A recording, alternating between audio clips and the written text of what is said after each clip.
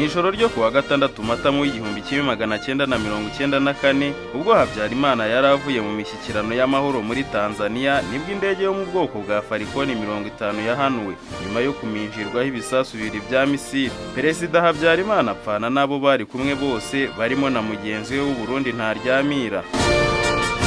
Uyu munsi reka turebere hamwe byinshi ku mubano ndetse n'amabanga yihishe inyuma ya Habyarimana na Ntaryamira wanze kugenda mu ndege ye agahitamo kugenda muri Falcon 50 ya Juvenal Habyarimana. Giye tugiye kubana nitwa Thierry Areniyigena, bahaye ikaze.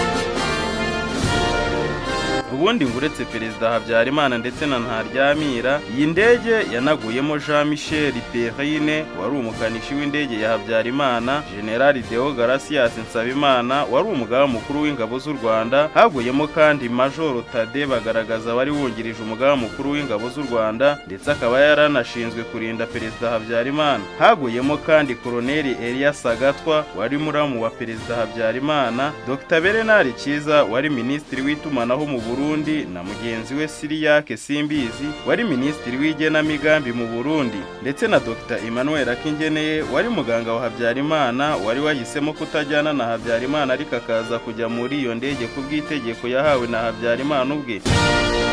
Mu kiganiro Madame Agathe Kanziga Habyarimana aherutse gutanga, yavuze ko Perezida w'u Burundi yahamagaye Habyarimana akaza kumubura kuri telefone, yaza gutaha Agathe Kanziga akamubwira ko Ntaryamira na Mobutu bahoze bamushaka kuri telefone, ndetse amakuru menshi avuga ko Mobutu yashakaga kubuza Habyarimana kujya muri Tanzania kuko yari afite amakuru ko ari bwicwe. Gusa Habyarimana yahise ahamagara Perezida Ntaryamira, maze Ntaryamira amusaba ko bakoresha indege ya Habyarimana bajya mu nama kuko ngiye yari ifite ikibazo. Habyarimana yarabyemeye maze yohereza abapilote be bajya gufata Ntaryamira i Burundi, baraza bakomezanya na Habyarimana baciye mu Rwanda.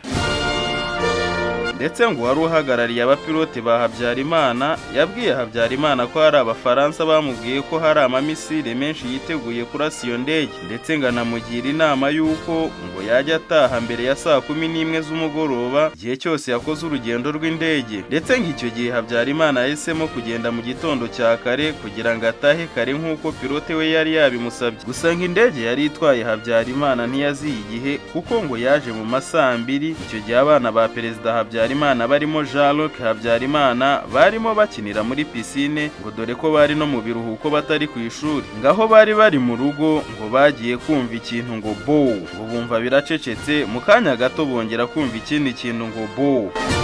Ngo Agathe Habyarimana ngo yari mu nzu arasohoka maze abona ibishashi byinshi by'imiriro biri kugwa ku irembo mu rugo rwe n'umugabo we Habyarimana.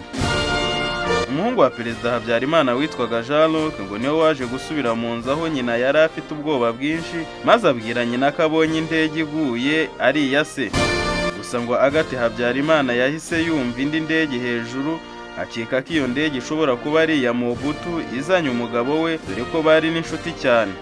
Jean-Luc ndetse n'abasirikare barindaga urugo rwo kwa Habyarimana ngo bahise bafata amatoroshi, maze ngo basanga Perezida Habyarimana yapfuye ari mu ndabo zo muri jaride yabo. Ngo kuri uwo mugoroba Agathe Kanziga Habyarimana ngo yahise ahamagara umugore wa Ntaryamira w'u Burundi amubwira ko abagabo babo bahanuwe mu ndege, ndetse ngo umugore wa Habyarimana ngo yahise anahamagarwa na Perezida wo muri Gabo amubaza niba ayo makuru ari aya nyayo.